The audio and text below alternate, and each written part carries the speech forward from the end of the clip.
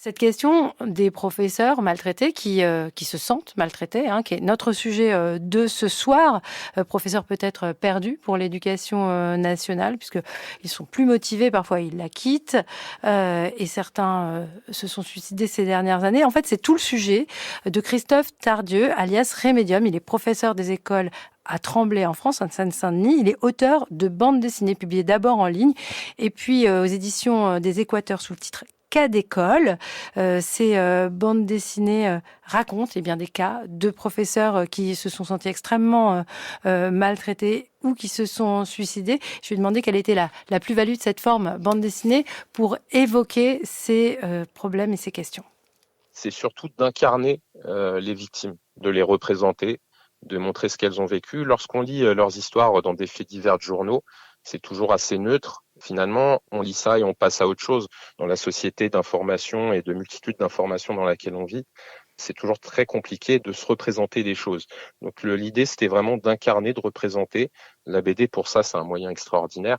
Et puis de prendre le temps, effectivement, de raconter le déroulé des événements, de dire voilà, il y a eu telle étape, puis telle étape, etc. Et de montrer comment les choses s'enchaînent comme ça et comment ça peut créer une catastrophe personnelle pour un individu. Qu'est-ce qui a provoqué ce désir d'en parler chez vous et d'en parler comme ça? Ça a été en mars 2019 avec le suicide de Jean Villot, qui était un enseignant d'Aubonne. C'est un suicide qui a touché énormément la communauté enseignante parce que ça cochait vraiment toutes les cases justement du rapport qu'on pouvait avoir à la hiérarchie, c'est-à-dire le manque de soutien, ce qu'on a appelé le pas de vague à cette époque-là. Pour moi, ça a été une espèce de déclic où je me suis dit, tiens, je vais raconter son histoire et puis en racontant son histoire, je me suis rendu compte que je pouvais faire la même chose avec d'autres enseignants et le projet est né comme ça.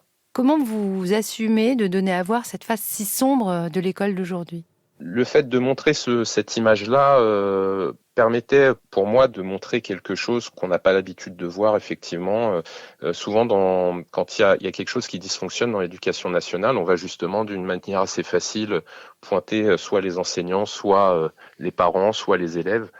On oublie toujours justement le rôle de cette hiérarchie derrière qui a une politique à mener et qui a une manière de gérer les ressources humaines, comme on dit maintenant, très violente et très stigmatisante envers ses agents.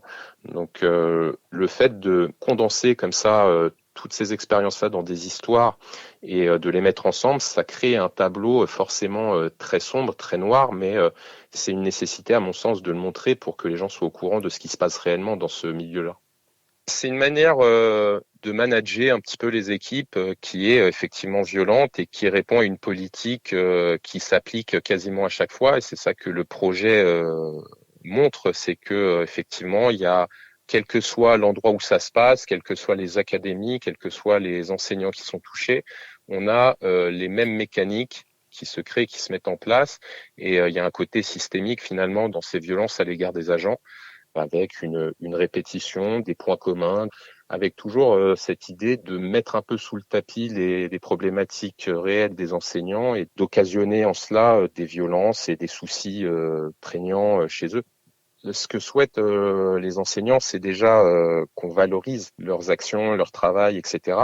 Et que l'on parle effectivement de tous ces problèmes, notamment alors de manque de moyens, je sais que vous en parlez aussi dans votre émission, le manque de considération, le manque de moyens humains aussi, c'est-à-dire le fait que des enseignants doivent assumer beaucoup plus de travail qu'auparavant.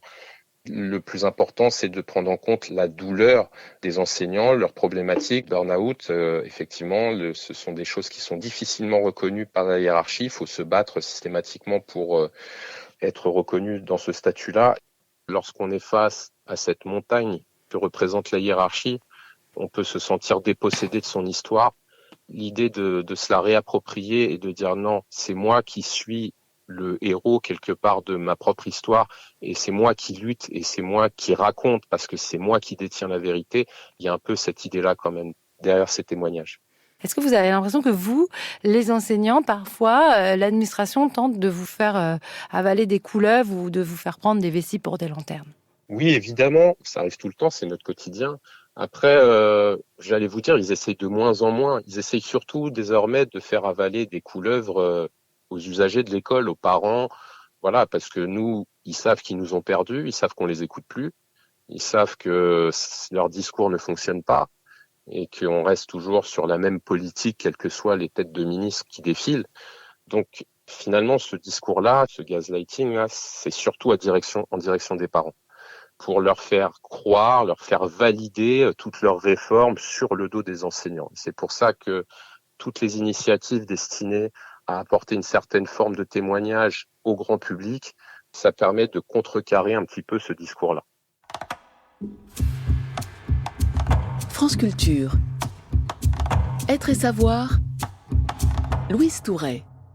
Rémédium sur les réseaux sociaux. Le nom de la bande dessinée publiée aux éditions des Équateurs, c'est Cas d'école.